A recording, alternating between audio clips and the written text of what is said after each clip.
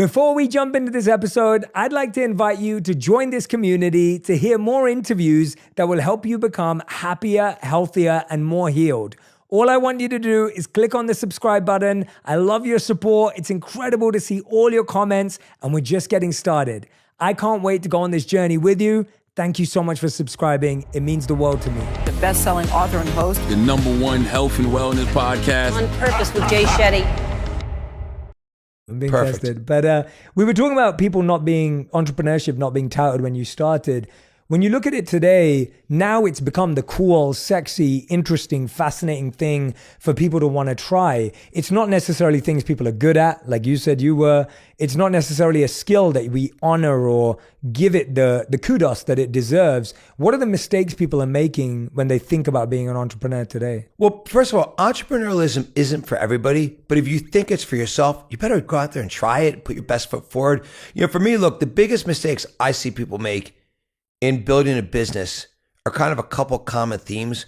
One is, first you have are you even going to take the at bat? So many people tell me, I've got this great idea, but I don't want to hear about but. Let's go for it. If you have an idea, you want to do something. I love the story you were just telling me before we went on here that you came over here and, you worked one place for 6 months. Then you're like, I want to go out and do this. And you went out and did it. Part of being an entrepreneur is to have the courage to fail. You just have to go out there and try it. And by the way, when you fail, which many times you will, you're going to learn from that failure. You're going to grow from that failure. You think the best, you talked about Kobe being your favorite, athlete. Well, guess what? How many times did he fail and then he got better and he pushed through it? And so that's what being an entrepreneur is. So from my perspective, it's really all about, first and foremost, if you have something you want to do, if you believe in it, go for it. Don't worry about whether you succeed or not. Go out and take the swing. And guess what? If you strike out, if you fail, just go back again. And I know some people are going to say, oh, well, he's really successful now, so it's easy to say. But I got to tell you something. I've seen death in its eyes. I've almost gone bankrupt multiple times. I've had epic failures, and every one of those led me to be better in what I do. So that's my first thing. Second thing I'd say is, you need great people around you to succeed. Whether it's great people you're learning from that you want to be a sponge from, whether it's you build a great team to do what you do.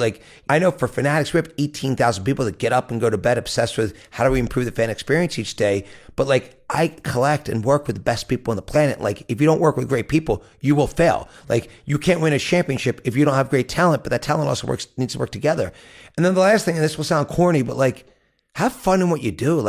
I love what I do. I have the greatest job on the planet. I get to wake up, work 18 hours a day, go to bed thinking about, what's next. I dream about my work nearly every day. I'm having work dreams all the time because I'm obsessed with what I'm doing. It's it's fun. It's I should pinch myself. It's so awesome what I get to do. Yeah, absolutely. No, I love hearing that. And I think, what's fascinating to me as well with being an entrepreneur, my story was very different to finding my way into entrepreneurship. I grew up thinking I had to have a steady job because that's how I was raised by good Indian immigrant parents who made me academically astute. And so I was a straight A student, did first class at uni. I was always good at that.